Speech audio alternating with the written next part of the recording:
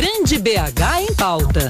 Os problemas da sua região em debate na Band News FM. Com aumento de apenas 10% na produção de energia em Minas Gerais, seria possível que todos os mais de 7 milhões de veículos desse estado fossem veículos elétricos. A reportagem é de Bernardo Miranda. Essa estimativa é da CEMIG, que em parceria com a Itaipu Nacional e a Fiat desenvolve um carro elétrico capaz de andar 120 quilômetros com 8 horas de carga. O carro com emissão zero de CO2 na atmosfera atinge a velocidade de 110 quilômetros por hora e o custo do quilômetro rodado é de apenas 10 centavos, metade do que gasta o carro mais econômico no mercado, em que o quilômetro rodado sai por 20 centavos. Um dos desafios do projeto é conseguir aumentar a autonomia com baterias que consigam armazenar mais energia e elevar a quilometragem rodada sem necessidade de recarga. Outro grande desafio é o preço do veículo, que feito em forma de protótipo, sem produção em larga escala, custa R$145 mil. O engenheiro da Gerência de Alternativas Energéticas da CEMIG, Elson Bortolini, reclama que é preciso incentivo do poder público para que o carro elétrico chegue a um preço acessível ao consumidor. As questões governamentais ainda, a gente precisaria, como a gente ainda depende de muita coisa importada, ela precisaria estar reduzindo os custos desses materiais de importação, para as pessoas estar conseguindo pesquisar e nacionalizar essas peças, né? Outro projeto da CEMIG tenta aproveitar a energia que é desperdiçada em diversas atividades, como a queima do carvão vegetal e o processo de transformação da cana-de-açúcar em álcool. Uma pesquisa da companhia, em parceria com a ArcelorMittal, está testando formas de aproveitar energeticamente os gases que são queimados durante a produção do carvão para transformá-los em energia. Atualmente, as indústrias queimam os gases oriundos do processo para evitar a liberação de material tóxico na atmosfera. A pesquisa da CEMIG tenta aproveitar essa queima para gerar eletricidade, como explica o engenheiro da Gerência de Alternativas Energéticas da CEMIG, Cláudio Homero. Então, quando você queima isso, você está olhando sobre o aspecto ambiental, ou seja, eu estou evitando de mandar para a atmosfera um orgânico e estou mandando só o CO2, que já é um gás inerte. Mas só que olhando do ponto de vista energético, esse gás ele está sendo queimado e a energia dele está sendo dissipada e está sendo desperdiçada. Então, qual que é a ideia? Eu pego uma unidade de carbonização industrial, onde eu tenho concentrada a produção de carvão vegetal, ou seja, eu vou conseguir produzir muito gás e com esse gás de carbonização que era queimado, ao invés de eu queimar ele simplesmente, eu queimo ele num sistema que gera eletricidade. A pesquisa ainda está avaliando se os custos para conseguir aproveitar essa energia da queima do carvão compensam economicamente. De Belo Horizonte, Bernardo Miranda. Muito bem, conforme então prometido, conosco o professor titular do Departamento de Engenharia Elétrica da Universidade Federal de Minas Gerais, professor Fábio Gonçalves Jota. Muito bom dia, Fábio. Bom dia, Luciano. Bom dia, ouvintes. Nós ouvimos agora a reportagem do Bernardo, que ele terminou dizendo justamente que está sendo feito um estudo para ver se os custos compensam.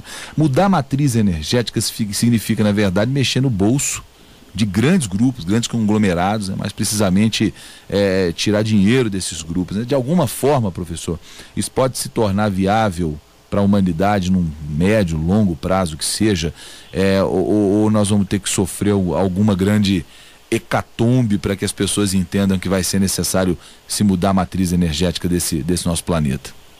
Bom, Luciano, a primeira coisa que nós temos que reconhecer é que, de certa maneira, a gente tem voltado a nossa atenção para essa questão do uso da energia para o lado da geração. Eu acho que uma das coisas que a gente pode fazer e não vai mudar muito a questão do custo financeiro voltar para o lado do consumo. Não se presta muita atenção como a energia é consumida, como ela é usada. E o que a gente observa é que há uma grande quantidade de desperdício e esse desperdício pode ser transformado numa forma de geração de energia. Uhum. Então, quando você observa o desperdício, você observa que com relativamente pouco esforço você pode não consumir, deixar de consumir. Essa é uma forma de gerar indireta e talvez seja a forma mais imediata, mais barata e com certeza a menos poluidora, porque ela vai, além de evitar que você consuma e produza resíduos, né, ambientais, ela vai evitar que você produza também esses resíduos ambientais na geração da energia. É mais ou menos entrar naquela máxima de que a melhor maneira de manter um ambiente limpo é não sujando, né? Exatamente. Então, quer dizer, na realidade, eu assim, na minha forma de ver, você não deve olhar esse não sujar para você mudar o seu hábito de consumo. Eu acho que todo o consumidor deve usar a energia da forma ou para o uso que ele achar mais adequado. Em princípio, nós não estamos falando em racionamento, mas estamos falando em racionalização. Sim. Ou seja, você usar a energia da forma mais racional possível.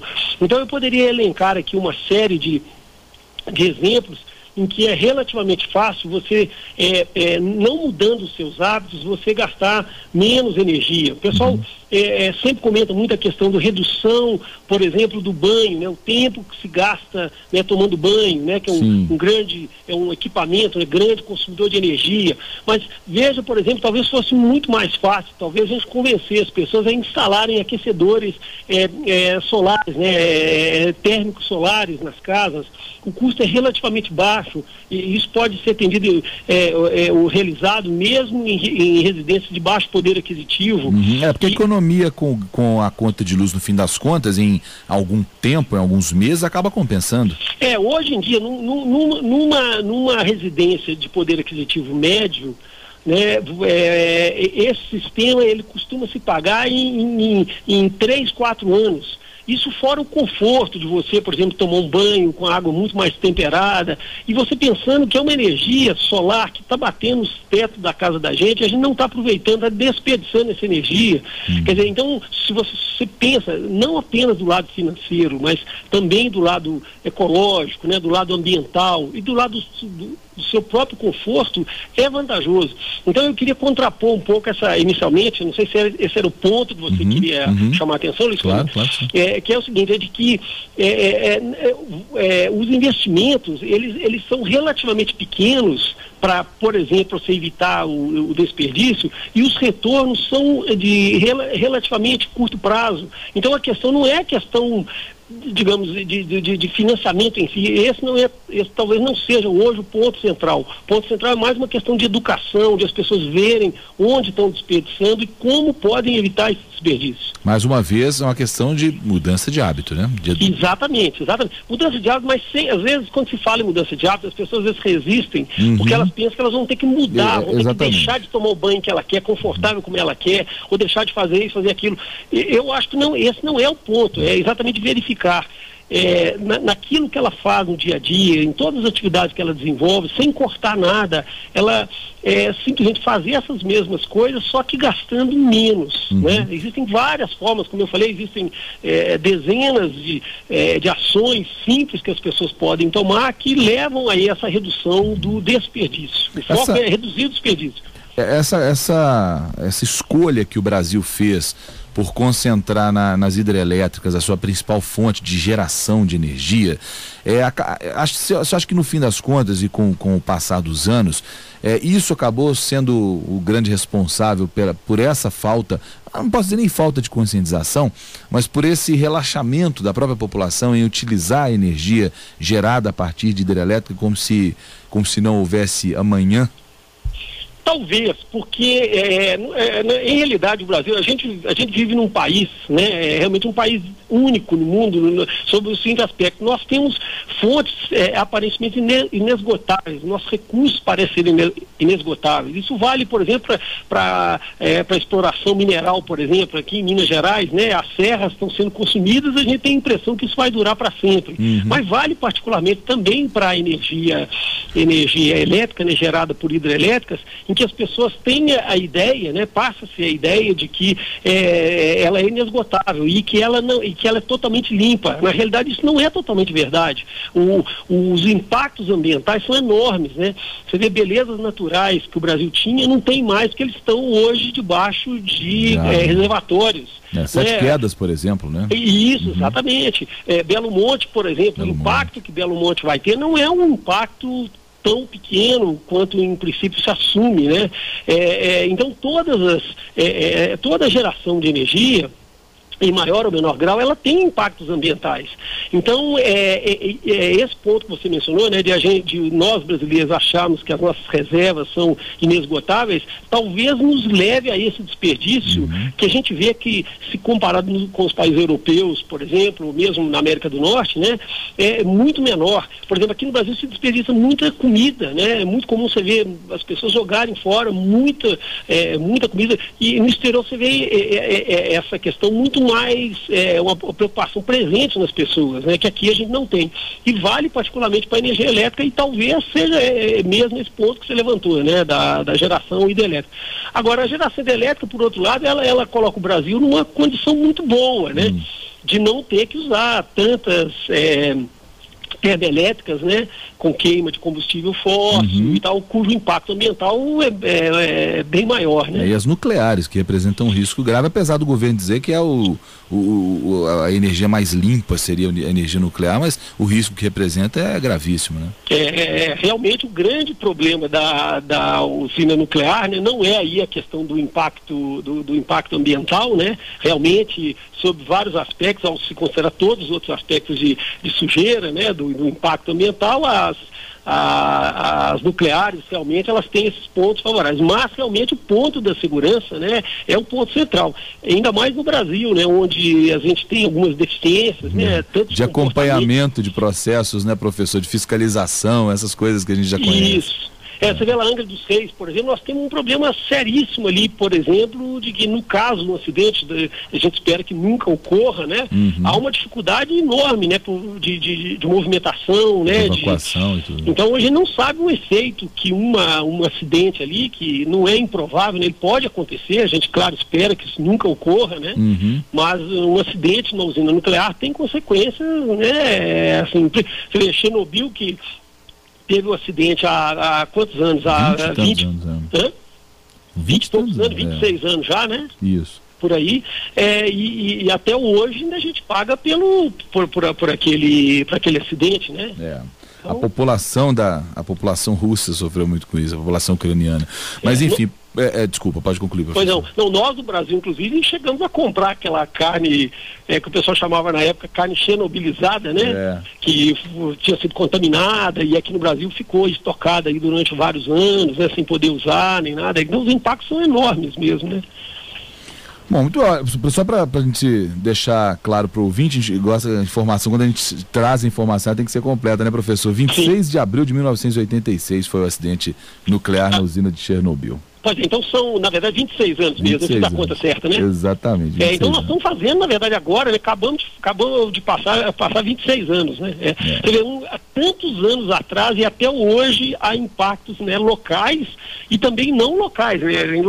Assim, a distância de alguns quilômetros ainda o pessoal ainda sente esse efeito, né, da usina de Chernobyl. Pelo menos serviu para esse alerta, que é um alerta que a humanidade não estava levando em conta até então, e a partir daí os próprios ambientalistas começaram a cobrar dos governos mais responsabilidade na instalação dessas usinas nucleares. Lá em Fukushima também, agora outro exemplo, né, esse exemplo didático aí, como você está colocando, né, o Fukushima foi um exemplo muito interessante também, né, que não tem nada a ver com a usina em si, um outro acidente natural, né, provocou aquele problema todo, né, numa usina nuclear, né. É o que a gente tem que tentar evitar, e eu acho que é o que os governos têm que considerar também os ambientalistas. O fato é que, para a gente até concluir essa nossa entrevista, professor, é que o senhor muito propriamente nos trouxe essas informações e assumiu uma postura que que eu espero, inclusive, ver das pessoas que discutem esses assuntos nas nossas universidades e nos nossos governos também, que é isento de paixão, né? Discutir esse assunto tecnicamente, de forma centrada, de forma racional e não de forma apaixonada para nenhum dos lados, nem para o lado econômico do capital e nem para o lado ambientalista, que é a contraposição a essa questão do capital. A gente precisa ter uma discussão que seja técnica e chegar a algum ponto que beneficie realmente a humanidade e não a coloque em risco, né? Certo. Pois e aí o ponto que eu queria colocar, que eu acho que, assim, eu considero mais importante, é o seguinte: antes de você pensar na produção, é melhor, eu acho que o correto é você pensar no uso que você está fazendo disso que está sendo produzido. A questão é mesmo necessário eu ter essa produção, esse aumento de produção, será que não tem nada que eu possa fazer disso, que está produzido, para usar isso melhor e não olhar só para esse lado de construir novas coisas, né, ter novos produtos, novos equipamentos. A gente trabalha muito hoje com esse lado, né, de consumir e preocupa pouco com o que vai acontecer com esse produto consumido.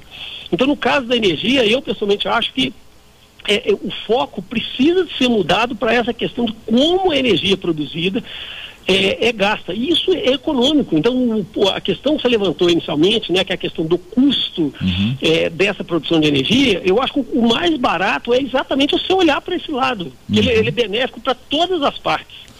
Muito bem. Essa é a mensagem que eu sempre procuro colocar, né?